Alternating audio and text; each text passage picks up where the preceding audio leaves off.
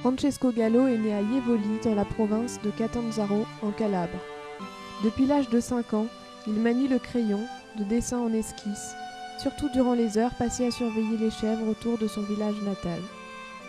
Arrivé en France, il eut le coup de foudre pour la Maurienne, et Francesco Gallo est alors devenu Inis.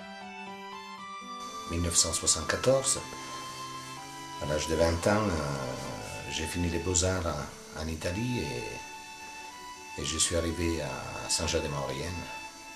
Et en arrivant dans cette vallée, ça a été un peu le déclic de son calme, de sa beauté naturelle, et aussi, disons, de dire je suis pas loin de ma patrie. Et en arrivant dans cette vallée, je suis tombé amoureux, soit par la neige, soit par les montagnes. Et ce repos, comment dire, cette calme, il m'inspire beaucoup parce que je suis loin des grandes métropoles.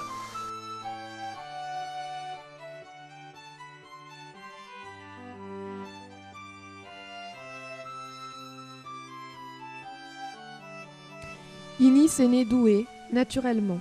Cette inclinaison pour l'art, une envie et un besoin. Ignorant techniquement et dans une pauvreté totale, l'artiste avoue s'être mis très tôt en quête de la couleur.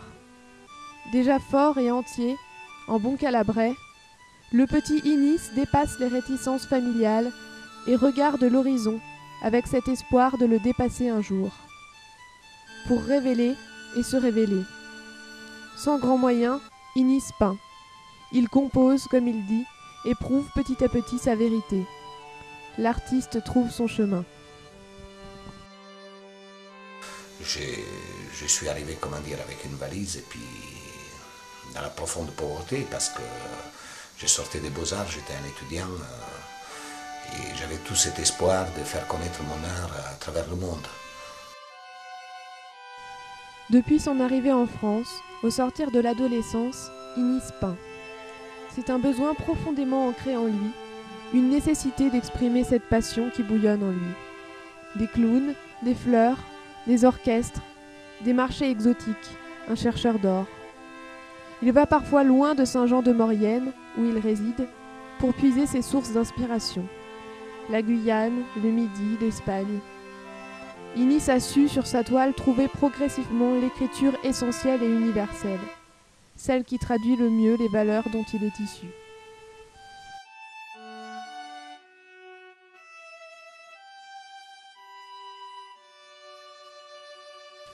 À travers ces natures mortes, c'est l'enfance d'Inis, à Jevoli, dans le sud de l'Italie, qui nous est livrée en quelques pièces patinées par les années. Témoignage d'un souvenir fort et bien présent. De l'origine d'un art et d'une propension à l'émotion qui depuis ne cesse de le guider. Quand je représente mes natures mortes, cette cafetière noire, c'est aussi le souvenir, et qu'on voit encore dans des pays pauvres, le souvenir de cette cafetière qui est sous le feu, entourée des choses nobles, je dirais des choses nobles comme les fruits, le citron, le raisin. C'est-à-dire pour moi c'est une noblesse, c'est une richesse de la terre. Et ces valeurs-là, je veux les concevoir, je veux les immortaliser, comment dire, à travers ma peinture et à travers mon écriture aux autres.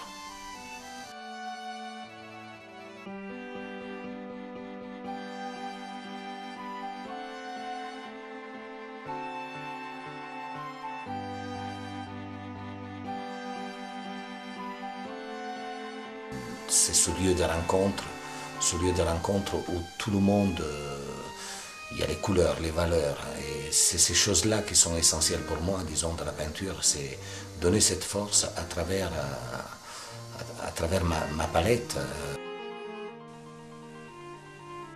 Profusion des matières, mélange des senteurs et des sentiments. Inis en arrive, logiquement, au thème du marché, symbole universel, lieu des échanges et de la vie. Cette vie qu'il aime tant, à laquelle il rend hommage par l'usage, nouveau, du rouge dans ses toiles. Le rouge, c'est la naissance, c'est la vie et la force, confie l'artiste, qui avoue converser avec ses personnages, créer, capter et rencontrer au gré des étals. Les marchés d'Inis, autant de scènes ordinaires, vibrant d'un tumulte exaltant et accrocheur.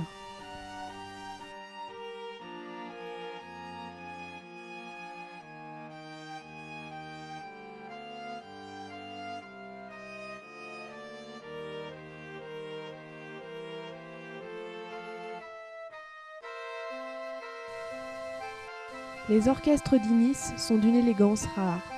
L'artiste offre là ses tableaux les plus vibrants, empreints d'une sobriété nouvelle et, comme toujours, chargés d'émotions, inspirés. L'inspiration, Inis la puise aussi dans la musique. La musique stimule. Dans son atelier, l'artiste est seul avec sa toile, marié à son support.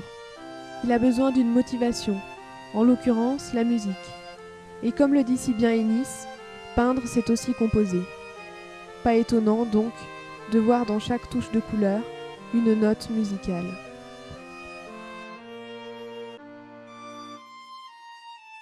J'aurais toujours rêvé d'être musicien, mais malheureusement, je n'avais pas ni des moyens ni la connaissance des instruments. Mais aujourd'hui, j'essaie de peindre à travers la peinture, je joue de la musique.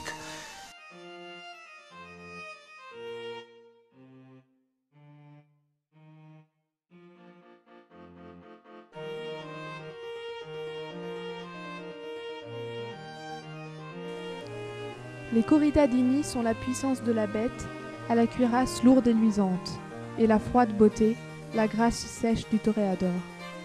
Pour autant, l'artiste ne peint pas la mort. Inis voit au contraire, dans cette étrange opposition et ce combat titanesque, la vie. Pour moi, la corrida et les taureaux, c'est une communion. C'est une communion qui est à travers l'homme et l'animal, c'est-à-dire cette force. C'est vrai qu'on pense toujours que la corrida, c'est quelque chose de criminel, mais non, je dis pour moi, c'est de le regarder dans cet aspect de lumière, aspect d'élégance avec le picador.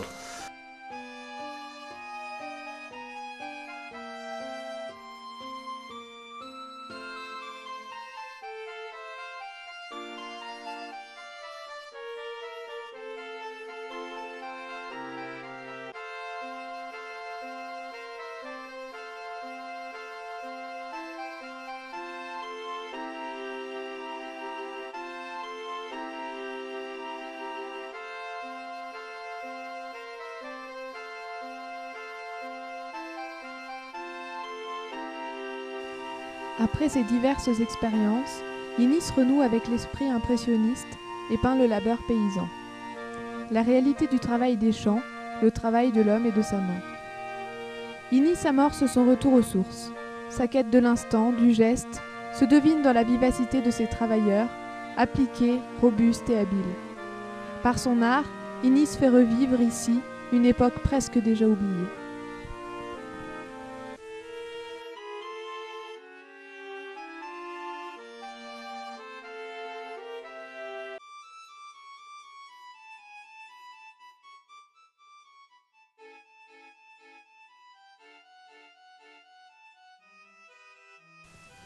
Parce que la peinture est un souvenir de soi, Inis livre aujourd'hui, et avec le thème des chèvres bleues, ses œuvres les plus personnelles. Des chèvres massives, ressenties et réfléchies, des chèvres aux reflets bleutés et élégantes, côtoyées alors qu'il n'était encore qu'un modeste berger. Un berger qui regardait l'horizon et qui, déjà, rêvait de le franchir et de le dépasser. Ben, la chèvre bleue, c'est un peu le souvenir de mon enfance. J'ai gardé des chèvres et au profond du sud de l'Italie, dans la Calabre. Il y avait des jours où il y avait 50 à l'ombre et je voyais le soleil qui tapait sur le manteau de ces chèvres noires. Et avec la chaleur, les rayons du soleil, cette lumière, ce noir, il devenait bleu. C'est pour ça que c'était une positivité, disons. Et cette chèvre, la voir en face de l'horizon de la mer, il y avait presque une unité entre la mer et la chèvre. Alors pour moi, c'est aussi le souvenir d'immortaliser, comment dire, ces moments de ma vie à travers la chèvre et la couleur.